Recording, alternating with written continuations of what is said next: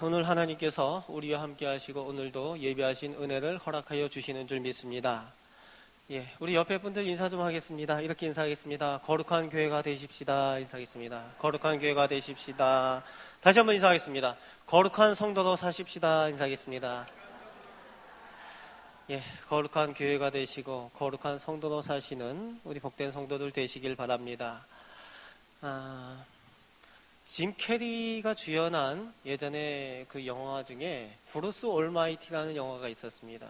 그 영화 가운데에 유명한 그 멘트가 한 가지가 있는데 그 멘트가 뭐였는가 하면 이런 멘트가 있었습니다. 자네가 기적을 보고 싶나? 스스로 기적이 되게나? 라는 말이 있었습니다. 기적을 보고 싶은가? 그러면 너 자신이 스스로 기적이 되라고 그렇게 말합니다. 처음에는 그게 무슨 말인가 했습니다. 그런데 살다 보니까 이게 내가 하나님의 기적이 되어야 되는 거구나. 우리가 겉에서 많이 보여지는 어떤 현상적인 기적을 볼 것이 아니라 하나님의 말씀이 내 안에 있고 하나님의 능력이 우리 가운데 있어서 우리가 하나님의 기적으로 살아가야 된다는 그런 메시지를 담고 있는 내용이더라고요. 여러분, 뭐가 기적입니까? 요즘 우리에게는 뭐가 기적입니까? 중간고사 기간에 아이 보고 교회에 나가라고 하는 그 부모, 그게 기적입니다. 그죠? 퇴근하면은 늘 집에 가기 전에 어디 가서 한잔 하던 분이 수요 예배에 나와 앉아 계시면 그게 기적이죠. 그리고 늘 드라마를 봐야 되는데 저녁이면은 드라마 안 보고 금요심야에 나오시는 그분 기적입니다. 아멘? 그리고 삶의 의미가 없어 자살도 할까 생각하던 분이 교회에 나와서 예배를 드리게 되는 그것이 기적입니다. 직장 승진을 못해도 어떻게 하면은 올바른 길로 갈 수 있을까? 올바른 길을 가려고 노력하는 애쓰는 그것이 기적입니다. 내가 장사를 하는데 장사의 이익이 많이 남지 않아도 최대한 정직하게 좋은 물건을 가지고 장사하려고 노력하는 그 사람, 그분이 기적입니다. 여러분, 우리는 하나님의 기적이 되어야 되는 줄 믿습니다. 거룩하지 않은 죄인들이 거룩한 성도가 되는 것이 바로 기적이라는 것입니다. 여러분, 기적을 보면서 감사하실 수 있으시길 바랍니다. 우리 옆에 분들 다시 인사하겠습니다. 성도님이 기적이십니다. 성도님이 기적이십니다. 그렇죠. 거룩하지 못했던 죄인인 우리가 하나님의 은혜로 거룩한 성도가 되었습니다. 그것에 감사하실 수 있으시길 바랍니다. 그런데 오늘도 그런 기적 가운데 살고 있으면서도 우리가 얼마나 거룩한 성도로 살고 계십니까? 금년에 우리 교회 표가 주제가 다시 거룩한 교회로라는 제목을 가지고 시작을 한 지 벌써 5개월 지나서 이제 6월달, 내일이 6월이죠? 벌써 반년이 지났습니다. 다시 거룩한 교회로 거룩하게 개혁되어져야 된다는 겁니다. 그런데 구이 교회만이 다시 거룩하게가 아니라 오늘 나 자신 성도 개인이 우리 개인의 삶이 하나님의 성전으로서 성전답게 거룩한 백성답게 거룩하게 개혁되어져야 한다는 것이 바로 다시 거룩한 교회라는 것입니다. 여러분, 얼마나 거룩한 교회로 성도로 살아가고 계십니까? 우리의 삶이 예전보다 좀 더 거룩하게 개혁되어진 것 같이 느껴지고 계십니까? 아멘 하시는 분이 안 계십니다. 아니면 예전과 별 차이가 없이 그렇게 되어져 있습니까? 아니면 별 노력도 하지 않고 있습니까? 여러분, 그러면 저거 공수표잖아요. 다시 거룩한 교회로 해놓고 어떻게 하면 좋겠습니까? 우리는 거룩한 백성이 되어야 되는데 하나님 앞에서 거룩해져야 되는데 어떻게 하면 좋을까요? 오늘 본문 말씀 가운데에 하나님의 거룩하심을 하나님께서 나타내실 때에 어떠한 일이 일어나고 있는지 오늘 본문 가운데 말씀하여 주고 있습니다. 여러분, 거룩 하면은 여러분들은 어떤 이미지를 가지고 있습니까? 거룩하다. 거룩 하면은 순결, 깨끗, 조용, 평안. 시끄러운 속세를 떠나서 테두리가 있는 그 수도원에 들어가서 금욕과 평안하고 고요한 삶을 살아가는 그런 것들을 혹시 상상하고 있지 않습니까? 그것을 거룩한 느낌이라고 생각하고 계시진 혹시나 않습니까? 그런데 오늘 본문 말씀에 보면은 하나님의 거룩하심이 어떻게 나타나는지에 대해서 우리가 생각하는 그런 느낌과 많이 다르게 나타나는 것을 볼 수가 있습니다. 오늘 본문 말씀 중에 한 절을 다시 한번 우리가 같이 한번 볼까요? 22절 말씀입니다. 22절 말씀 같이 함께 읽어보겠습니다. 너는 이르기를 주 여호와께서 이같이 말씀하시되 시도나 내가 너를 대적하나니 내 가운데서 내 영광이 나타나리라 하셨다 하라. 내가 그 가운데서 심판을 행하여 내 거룩함을 나타낼 때에 무리가 나를 여호와인 줄을 알리라. 아멘. 내가 그 가운데서 심판을 행하여 내 거룩함을 나타낼 때에, 하나님의 거룩하심이 나타낼 때가 심판을 행하실 때라고 말씀하고 있는 겁니다.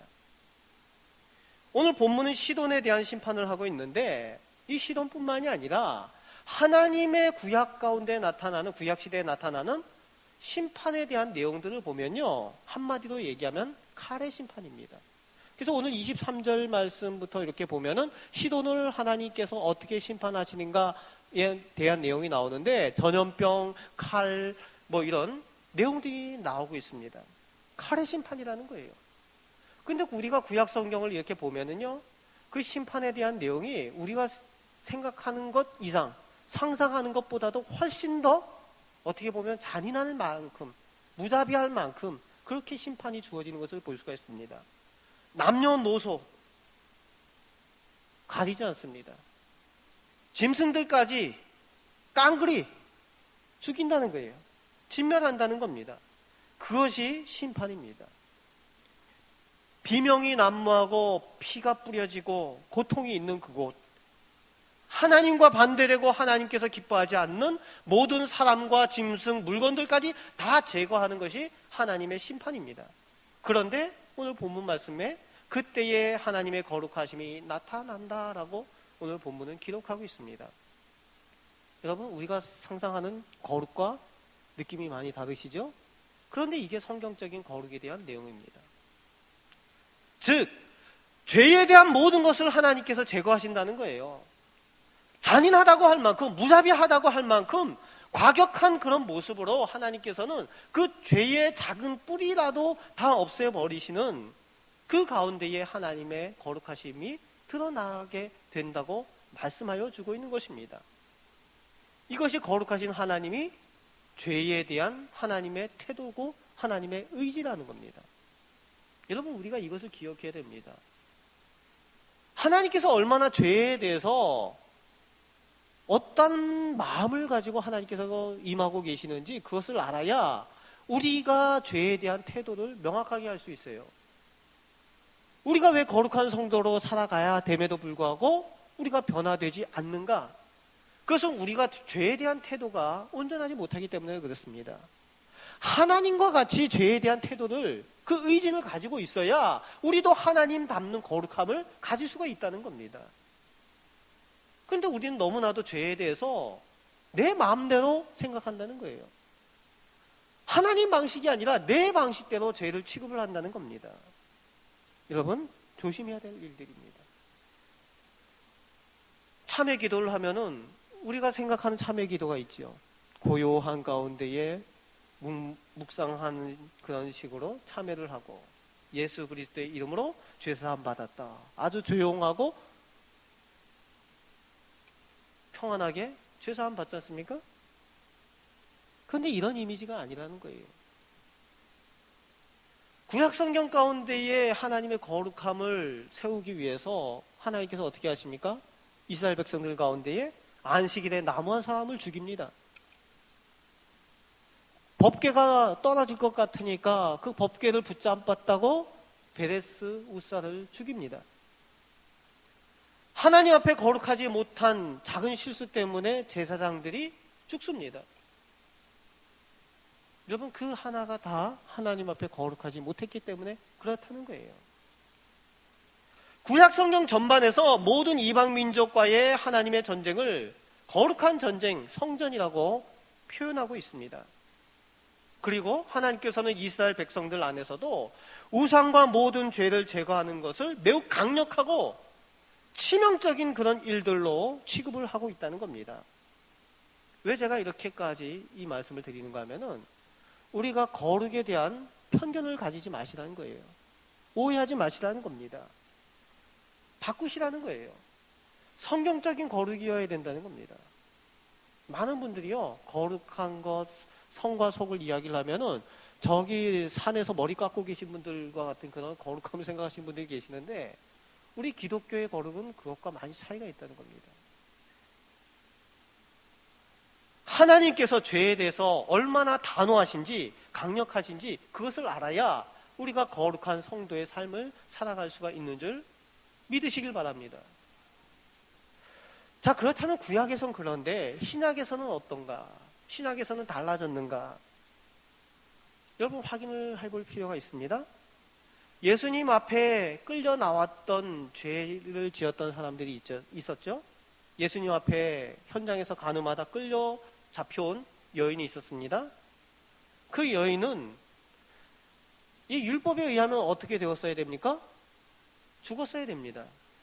예수님께서 찾아가서 같이 먹고 마셨던 세리들, 이 구약적인 관점에서는 이 세리들도 다 죽었어야 되는 사람들입니다. 문둥병과 같이, 한생병이죠. 이 문둥병과 같이 이런 중병, 하나님으로부터 천병을 가졌다라는 이 사람들이 마을에 들어오고 사람들 앞에 가까이 갈 때에 그 사람들도 죽었어야 되는 사람들입니다.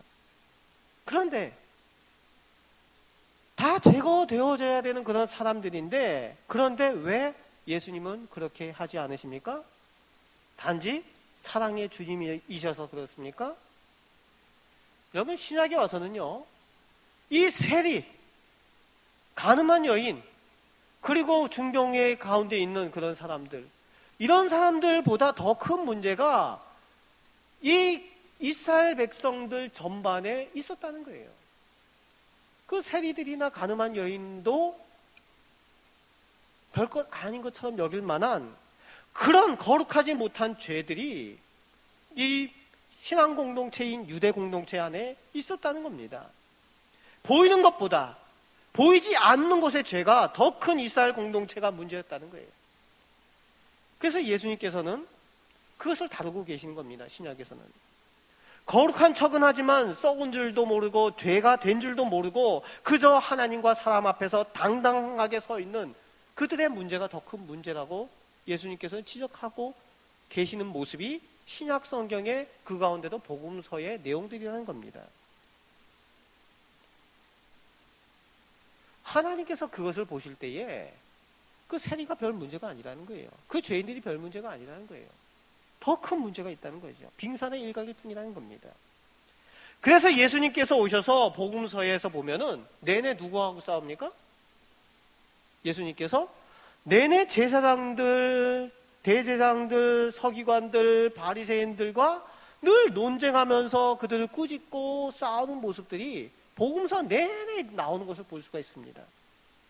무슨 문제입니까? 지도자들의 문제라는 거예요. 예수님께서 강력하게 대처하고 계신다는 겁니다. 그래서 그들에 대해서 예수님께서 뭐라고 말씀하십니까? 회칠한 무덤이다 라고 말씀하십니다.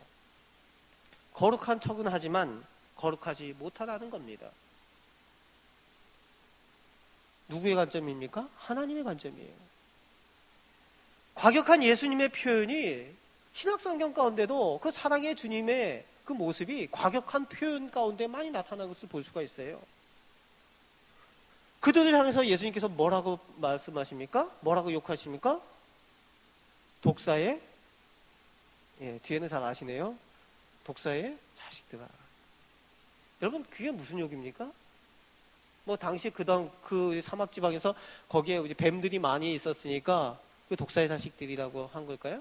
뭐 그것도 그렇겠지만은 이 독사의 자식이라고 얘기를 하는 것은 말 그대로 마귀의 자식들이란 표현입니다. 마귀의 자식들이다.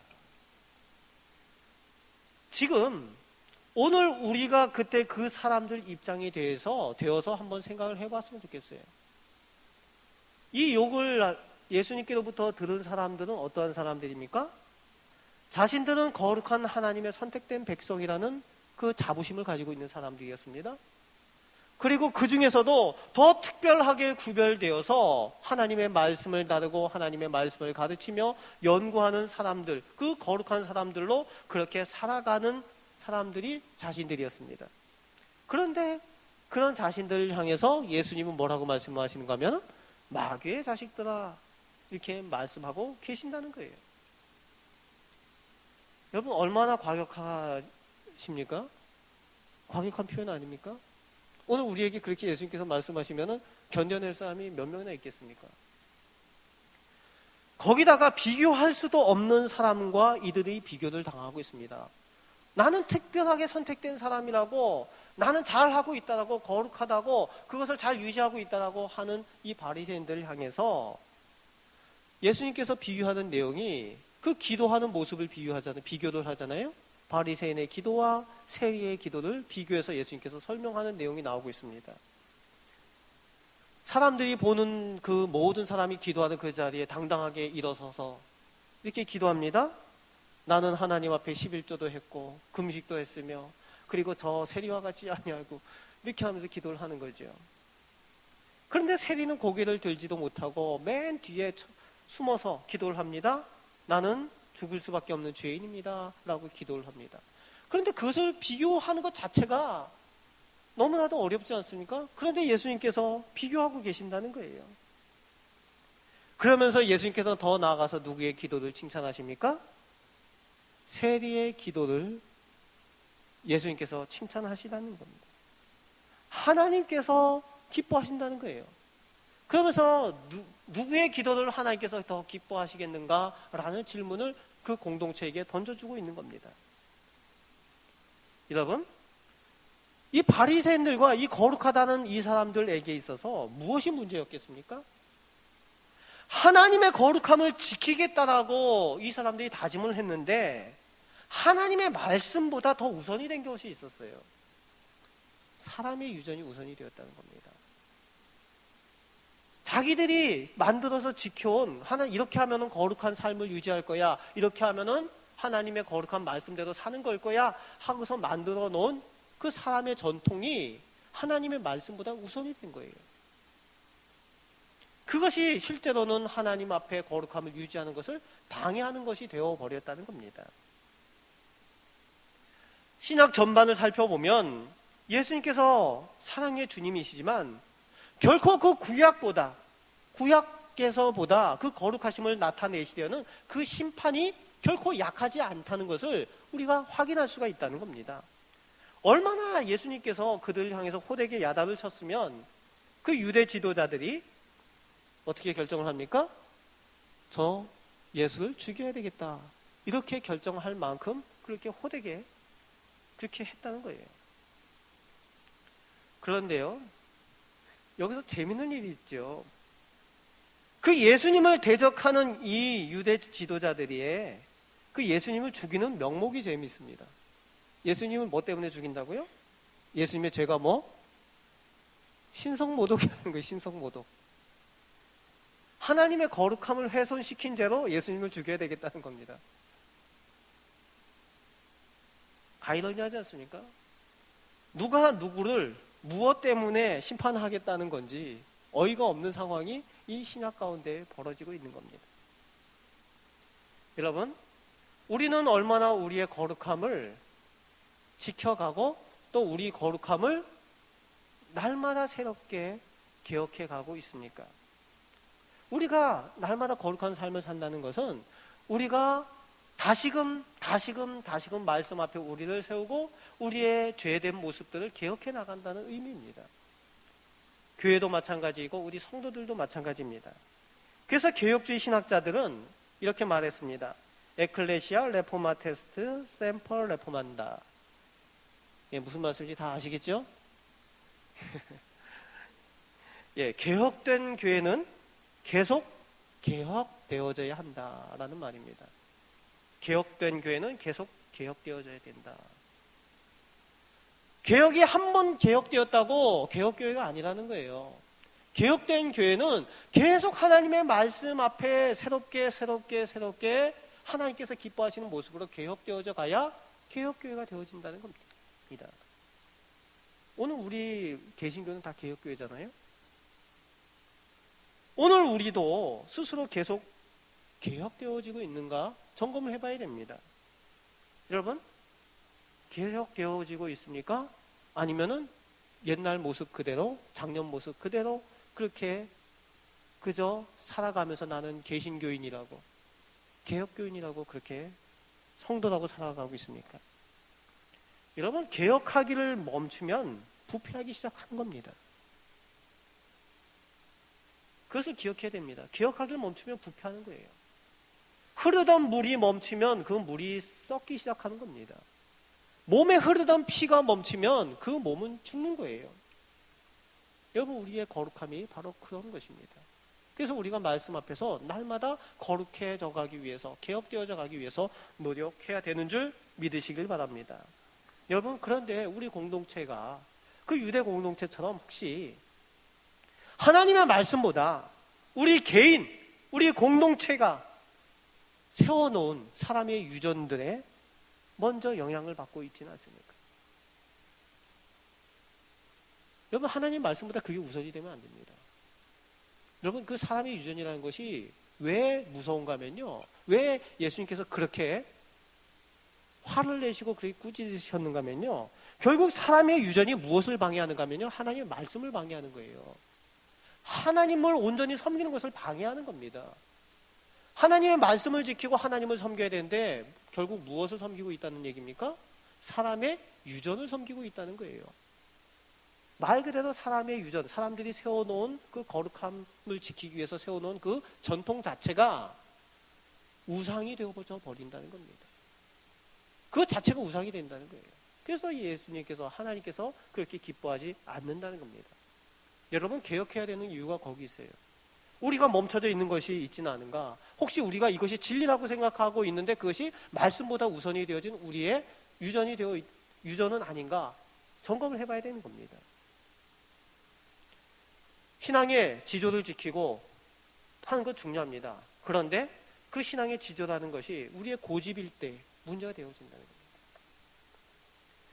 우리 스스로 개혁의 노력이 없이는 다른 사람을 개혁할 수 없고 다른 것들을 개혁할 수가 없습니다. 나라와 민족을 개혁해 나갈 수가 없고 우리 사회를 개혁할 수가 없는 거예요. 내가 개혁되지 않는데 어떻게 우리 가정을 개혁시키고 우리 자녀를 개혁시키고 내가 처해 있는 그곳을 개혁시키겠습니까? 여러분, 우리가 먼저 개혁되어져야 됩니다. 그런 노력이 있어야 됩니다. 그럴 때에 가능하다는 거예요. 여러분, 관심이 있으십니까?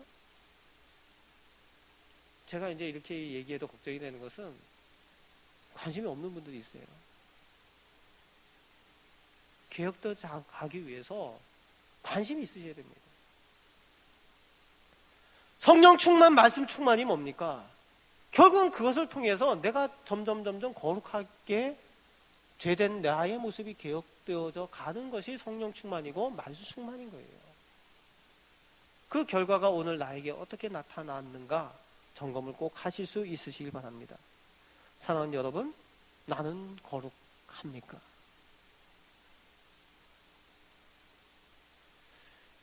예전에 그 장로님 한 분 고백을 들은 적이 있습니다. 얼마 전이죠. 그 서울시에서 서울시에 있는 이 교회의 노예들마다 그 어린이 대회를 5월 달마다 진행을 합니다. 어린이 대회. 그래서 각 교회들마다 그 노예별로 모여서 찬양 대회도 하고 성경 시험도 보고 뭐 이런 암송 대회도 하고 이렇게 하면서 그 대회를 하는데 장로님 한 분이 만났는데 그런 고백을 하는 걸 들었어요. 내가 한 초등학교 5학년짜리를 보고 충격을 받았다는 거예요. 5학년짜리. 강남 노예에 속해 있던 장로님 한 분이었는데 아이가 성경고사를 1등을 했다는 거죠. 1등을 해가지고 이 장로님이 기뻐가지고 야, 네가 뭐가 갖고 싶으냐? 내가 좋은 거 뭐든지 먹고 싶은 거나 갖고 싶은 거 내가 해줄게. 그랬다는 거예요. 근데 이 아이가 뭐라고 대답을 하는가 하면은 장로님, 저는 예수님만 있으면 됩니다. 라고 그랬다는 거예요. 아이가 지금 5학년짜리 아이가. 근데 이제 장로님 마음 한편으로는 이 느낌이 야, 나도 저럴 때가 있었는데, 그러면서 자기 모습이 초라하게 느껴지더라는 거죠. 그러면서 한편으로 드는 마음이, 얘 강남에 있는 교회 아이니까 얘가 그래도 가정에 뭔가 좀 많이 가지고 있고 네가 뭐 좀 이렇게 많이 누리고 있으니까 그런 얘기를 하는 거겠지 라는 마음이 들더라는 거예요. 그런데 이제 그 아이가 이제 그 교회에 있으니까 확인을 해봤는데 그 아이에게 부모님이 안 계시는 거예요. 오빠하고 밑에 동생하고 해서 셋이 살아가고 있는데, 그것도 쪽방에서, 강남이지만 쪽방에서 그렇게 살아가는데 열심히 그렇게 살아가면서 신앙으로 살고 있는 모습을 확인했다는 겁니다. 그러면서 이제 더 이분이 충격을 받았던 게 뭔가 하면은, 자기가 그렇게 생각했던 것, 네가 뭔가를 누리고 있으니까 그렇게 고백할 수 있는 거지 라는 그 얘기를 하면서 했던 그 자기의 모습이 생각나면서 욥기서가 생각나더래요. 욥기서에서 하나님 앞에서 욥에 대해서 마귀가 했던 얘기를 자기가 하고 있었다는 거예요. 욥이 이렇게 누리니까 욥이 하나님을 사랑하는 게 아닙니까? 라고 마귀가 했던 말을 자기 마음 가운데 그렇게 생각하는 자기 모습을 발견하면서 이 장로님 충격을 받았다는 겁니다. 그러면서 이제 그런 부끄러움을 느꼈다고 고백을 합니다. 그 아이를 보면서 이 아이가 정말 하나님의 사람이구나 라는 그런 것을 느끼면서 부끄러움을 느꼈다는 거예요. 여러분, 오늘도 우리가 비슷한 느낌을 가지십니까? 왜 이런 말씀을 드리는가 하면요, 거룩한 성도들 앞에, 거룩한 백성 앞에 세상이 그런 심판을 받아야 되기 때문에 그렇습니다. 하나님의 거룩함 앞에 섰을 때에 모든 사람은 나는 죄인입니다 라는 고백을 했습니다. 성경 가운데도 보면요, 이사야가 하나님을 뵙게 되는 그 자리에서 내가 죽게 되었다 라는 고백을 하지요. 그런 고백들이 나옵니다. 그리고 신약에서도 하나님의 그 능력을 예수님의 능력을 체험하게 되었을 때에 베드로가 뭐라고 고백하는가 하면, 주여 나는 죄인입니다, 나를 떠나소서라고 고백을 했다는 거예요. 하나님의 거룩함 때문에 거룩하지 못한 것들이 거기서 심판을 받는 겁니다. 여러분, 오늘 우리가 거룩한 백성인데, 거룩한 성도인데, 우리의 모습을 보면서 우리 곁에 있는 이들이 그런 심판을 받고 있느냐는 거예요. 저 사람을 보니까 내가 이렇게 사는 것이 부끄럽게 느껴지고 있다라고 그런 마음들이 들게 우리가 살고 있느냐. 그 사람들이 나를 보면서 내가 이렇게 살면 안 되지라는 그런 마음을 들도록 하고 있느냐. 여러분, 여기에 우리가 거룩하지 않느냐의 기준이 있는 거예요. 얼마나 거룩하게 살고 계십니까? 거룩한 성도가 되십니까? 여러분, 남의 얘기가 아니라 우리 얘기가 되어줘야 된다는 겁니다. 하나님의 거룩함을 드러낼 때에 그곳에 심판이 있는 겁니다. 거룩하지 않은 것들이 그곳에서 제거되어지는 거예요. 그 내용들이 오늘 시돈의 이야기입니다. 오늘 본문 말씀에 보면은 하나님의 영광이 드러내고 그 하나님의 거룩함이 드러낼 때에 22절, 23절, 24절 끝에, 그리고 26절 끝에 보면은 같은 말이 반복이 되고 있습니다. 내가 주 여호와인 줄을 그들이 알리라. 내가 그 하나님 여호와인 줄을 그들이 알리라. 하나님의 여호와인 줄을 그들이 알리라. 그들이 알리라. 그것이 반복되고 있다는 거예요. 내가 하나님의 여호와인 줄 그들이 알리라. 우리 성도님들이 서 있는 그 자리에서 우리 성도님의 삶을 통해서, 모습을 통해서 우리 곁에 있는, 성도님들 곁에 있는 사람들이 하나님이 함께 계심을 보고 계십니까? 여러분, 그것이 거룩이라는 거예요. 여러분, 똑같이 그들이 내가 하나님 여호와인 줄을 그들이 알리라 되어 있는데, 여기서 운명이 다른 두 공동체가 나옵니다. 하나님을 알게 되는데 그 형편이 두 공동체가 달라져요. 하나는 시돈이고 하나는 이스라엘입니다. 시돈 백성은 심판을 당하고 멸망 가운데 하나님을 알게 됩니다. 즉 거룩함에서 제거 대상이 되고 심판의 대상이 되고 개혁의 대상이 되는 것이 시돈 민족의 운명이에요. 그런 처지입니다. 그 가운데 하나님을 알게 되는 처지. 참 안타까운 처지지요. 그런데 반대로 이스라엘 백성은 25절 26절에 보면은 모든 심판에서 구원되어서 평안히 거주할 것이라고 말씀하면서 그 가운데 내가 여호와 하나님인 줄 알게 되리라. 평안 가운데의 하나님의 구원을 보면서 그 가운데 하나님이 우리 하나님 여호와인 줄 알게 된다는 거지요. 여러분, 오늘 나는 하나님 앞에 설 때에, 거룩하신 하나님 앞에 설 때에 어떤 모습으로 서 있게 되겠습니까? 이 시돈 백성과 같은 운명 가운데에, 아니면은 이스라엘 백성과 같은 그런 기쁨 가운데 어느 가운데에 서 있게 되겠습니까? 여러분, 주님이 다시 오실 것을 믿으시죠? 재림하실 줄 믿으시길 바랍니다.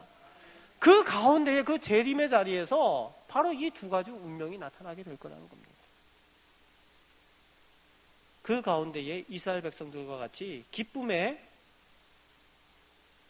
그 축복이 우리 성도들의 것이 되시길 바랍니다. 주님 앞에 서면 하나님의 거룩하심을 함께 누릴 수 있으시길 바랍니다. 개혁되어지고 변화되는 삶의 모습이 있으십니까? 거룩하기 위한 기회가 우리에게 많이 다가오고 있는데 우리는 얼마나 거룩하기 위해서 열심히 노력하고 있습니까? 변화하기 위해서 노력하고 있습니까? 여러분, 어떤 노력들이 있습니까? 예배생활, 기도생활, 말씀, 얼마나 우리가 노력을 하고 있느냐는 겁니다. 그리고 우리 곁에 있는 이웃들을 위해서 우리가 얼마나 우리의 거룩함을 드러내고 그들에게 하나님의 살아계심을 드러내고 있습니까? 얼마나 우리에게 주신 사명을 잘 감당하고 있습니까? 사랑하는 여러분, 하나님의 거룩하심이 드러나게 될 때에 개혁의 대상이 아닌 축복의 대상으로 설 수 있는 우리 성도들이 되시길 바랍니다. 오늘 말씀 가운데에 이 말씀, 주시는 말씀을 잘 귀 기울여 들으시고 날마다 개혁되어 가고 다시 거룩한 교회로 성도로 돌아가면서 그렇게 축복의 삶을 살아가는 우리 구의교회 성도들 다 되시길 바랍니다.